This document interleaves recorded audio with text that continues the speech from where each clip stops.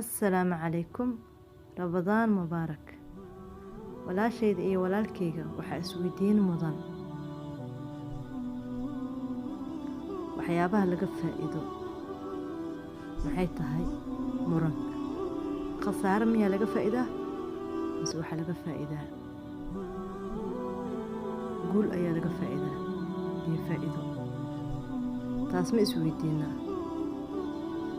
markaste haddaan nahay Soomaali dhexdeena markaste waxaa ka taagan wax la dhahayo muran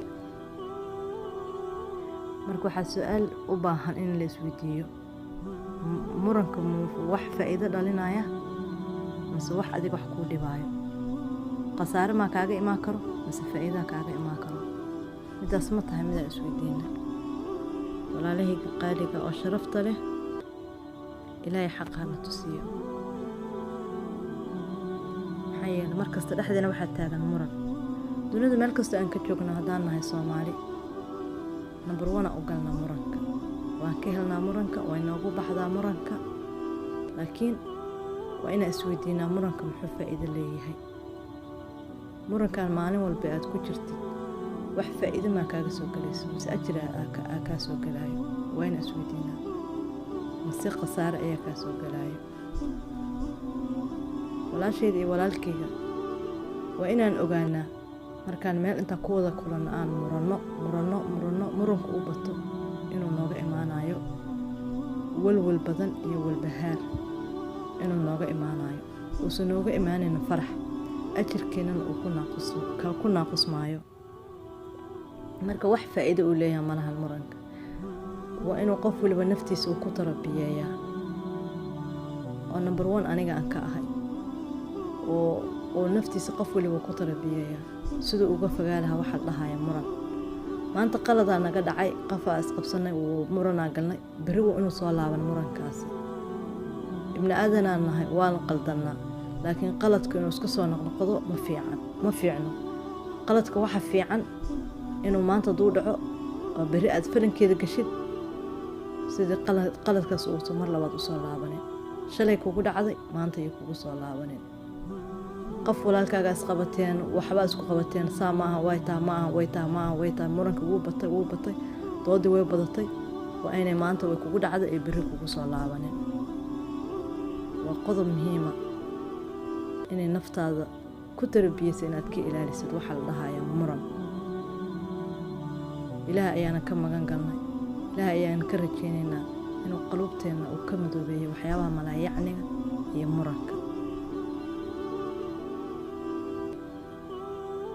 waxaa kaloo jiro wareysi badan oo micno darro ah wareysiga badan micno darrada ah asagana muxuu faa'iido ku soo kordhinayaa maantuna wax kasta inaad ogaatid wax kasta maanta oo dhan aad dabad gashid maxaa la yiri maxaa la sheegay maxaa la cunay maxaa la sameynayay xagee laga socday xagee loo socday maantuna soo noqnoqo maantuna iska wareysi la wariic warle soo celi asagana wuxuu soo kordhinayaa faa'iido khasaare ma faa'iido ma kaaga imaanayso wax kasta marka oo cibaadadaada wax u dhibaayo ama wax kasta oo khayrkaaga hoos u dhigaayo waa inaan ka fogaataa waa inaan ka fogaanaa walaalayaal wallaahi inaana been idin sheegin khasaare mawgii faa'iido ma nooga imaanayso qofka bini'aadanka hadduu uu markasta isxisaabinina asaga ayaa xisaab ku socotaa mar waliba inuu qofka isweydiiyo adduunka maxaa lagu keenay ulajeedka lagaa leeyahay maxay tahay laakiin كأنه إنه أدونك كنا ولا ولقيس وسلمنا العمل إنه ودق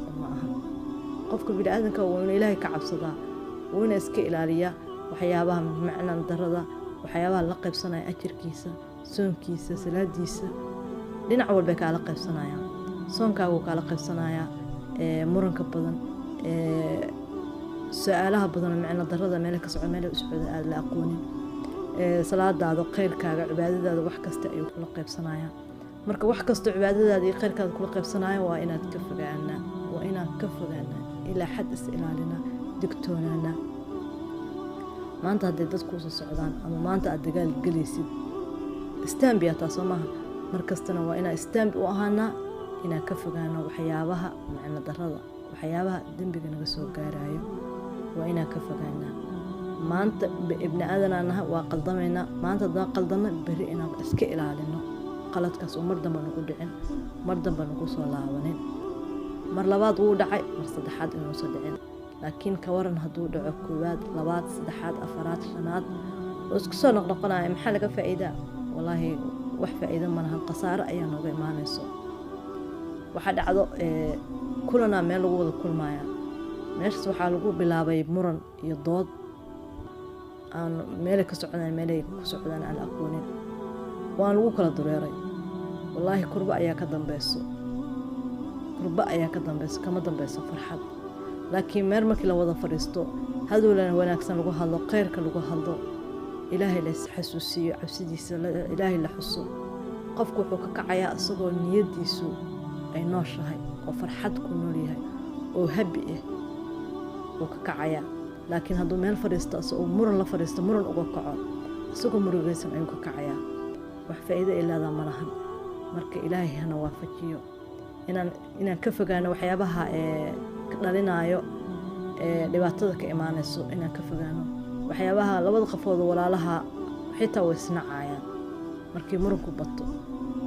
marka walaalayaal, waxaan jeclaystay, qof jaahila ma jirto, laakiin waxaan jeclaystay inaan isbaraarunino, markasta isxasuusino, markasta wax isku sheegno, dad walaalo oo haddii Ilaahay kuran yahay, ilaahay diintiisa walaalo ku noqono, isku qalbi wanaagsanaano, midba midka kale uusan xaasidin, midba midka kale uusan ka xumaanin, midba midka kale uusan ku mashquulin. waxaa ogaataa haddaad adiga ummadda ilaahay ku mashquulsho, adigana waxaa lagu keenayaa mid kugu mashquula lagu keenayo. ummaddu waxay u kala baxaan layidhi mid lagu maqan yahay iyo mid ku maqan. marka waxaa ogaataa haddaad adiga ku maqan tahay, adna waa lagugu maqan yahay. haddaa adiga aad lagugu maqnaynina, adiga haddii aadan ku maqnaynina, adaa lagugu maqan yahay. laakiin maxaad ku badbaadi kartaa? daacadnimada ilaahay, ilaahaad isku xirtid, ilaahaad u hogaansanaatid, ilaahaad ka cabsatid, wax walba oo aad riyooyinkaada aragtay ku rumoomayaan. laakiin waa laga fiican yahay erayga la dhahayo muranka. walaalayaal, aan iska ilaalino muranka. nabi muuse calayhi salaam wuxuu yidhi, eebbe wuxuu idinka reebay muran, xoolo halayn iyo warsi badan oo micno daro ah. waa arrinkaada ka hadlaaya. muran wuxuu faa'iido leeyahay male walaalayaal, warsi badanna wuxuu faa'iido leeyahay male. waraysi leh oo maanta iska socda leh.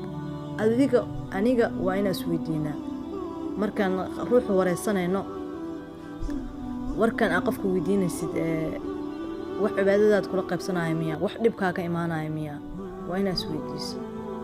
laakiin maanta oo dhan haddii ka waran wax micno darro, maanta oo dhan wado raqiib iyo cajiib ayaa labadeeda garbood saaran, aliga qoraya hadalka. anigana waxaa u hadlayaa ka'anna inaan kontarool igu xiran u hadlayaa, annagana kontaroola nagu xiran, kontaroola nagu socdo. annagana waxaa u hadlaynaa ka'anna inaan kontarool nalagu xirin. intaan ummadda ku mashquulayna, annagana ilaah ayaa nagu maqan,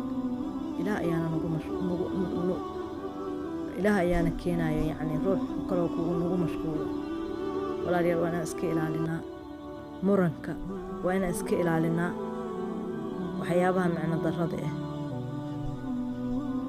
haddaad walaalkayga ama walaashayda haddaad jeceshahay inaad ruuxa waraysatid, ha ahaado waraysigaaga mid micno ku fadhiyo ama faa'iido leh ha ahaado, laakiin yuusan ahaanin waraysigaaga mid khasaaro u sugnaata yuusan ahaanin. ilaahu hana hoojin oo hana halaajin. ruuxu waxa ugu xun markuu hoogo u halaagsamo, ilaahay samiciisa uusan ahaanin. ruuxaas ayaa ugu xun. ilaahay nagama dhigo. ilaahay rabadaanka fadligiisa qaluubaheena ha isku wanaajiyo. ilaahay rabadaanka fadligiisa waddada saxda hana waafajiyo. adduunka meel kasta aan joogno walaalayaal, inta isnaqaanay inta is aqooninba, waxaan ilaahay ugu rajeynayaa kuwa adduunka qaluub wanaagsan ku wada joogo, qaluubtoodana ilaahay subxaana watacaala ha maslaxad iyo wanaag dhex dhigo. maalinta aakhirana ilaahay dartiis ku wada kulmaan ilaahay naga dhigo. walaalayaal, qalbiga wanaagsan waxaa laga helaa guul, waxaa laga helaa faa'iido. waxyaabo badan ayaa laga helaa. Marka ilaahay waxaan ka rajaynayaa dad qalub wanaagsan ilaahay naga dhigo. Rabadaanka fadhigiisa ilaahay amuuraheena dhan tayasay ka dhigo. Soomaaliya ilaahay nabad ha ka dhigo. Walaalayaal waxay ogaatiin ducadu inay wax weyn bedesho. ducadu inay wax weyn bedesho. Wadankiina u duceeya. meel kastoo dunida joogtiin markaa salaada dukatiin u duceeya wadankiina Soomaaliya. ilaahay waxaad ka barisi waad helaysaa. ilaahay addoomanku wuxuu ugu jecel yahay midka baryada badan oo markasta ilaahay baryo. ilaahay agtiisana macruuf uu ka yahay qofkaas. marka ilaahay waan ka barino inuu ilaahay wadankeena nabad ka dhigo, annagana qulubteena isku salaxo. erayga la dhahayo murankana aan ka fogaano. muranka waxaa laga dhaxlaa murugo iyo walbahaar iyo walac ayaa laga dhaxlaa muranka. ilaahay ha naga madoobeeyo qulubteena, ilaahay ha ka madoobeeyo muran. ilaahay qulubteena ha ka madoobeeyo waxyaabaha malaayacniga, waxyaabaha waqti dhumista. sikin walba waxaa kugu socoto xisaab ayaa kugu socoto. marka ilaahay ha naga dhigo kuwii intaan la xisaabin is-xisaabi. ilaahay ha naga dhigo. walaalayaal aan is-xisaabinino, intaan la xisaabin anagu aan is-xisaabinino. xisaab ayaa nagu socotee ilaahay aan ka baqno. ilaahay aan ka baqno. midda labaad, sabarku waa shay qaaliya. ruux markaa waxaad ku murantaan waxaad ku dadaashiin. markaa ruux wax ku murantaan waxaad ku dadaashiin inaad wax walba aad ka tanaasushay, wax walba aad muujisid sabar. ruuxan aa waxa isku qabsateen inaad u sabartid isku day. sabarku waa shay qaali. waxaa isku qabsateen intaa maraa maraysid, waxaan samayna ma samaynaysid, haye samee u dheh. adoo dhibsanaysid, adoo raalli ka ahan, samee dheh. sabar muuj. sabarku waa shay qaali. faa'iidooyin ayaa laga dhaxlaa, ajar ayaa laga dhaxlaa. ilaahay ayaa kugu jeclaanayo, ilaahay ayaa kugu labalaabayo, ilaahay ayaa kugu jeclaanayo. ilaahay subxaana watacaala walaalayaal ilaahay xaq hana tusiyo, ilaahay xaq hana tusiyo. mar kale waxaan leeyahay aan iska ilaalino muranka, aan ka fogaano muranka, aan iska ilaalino isqabsiga. ilaahay aan ka cabsano.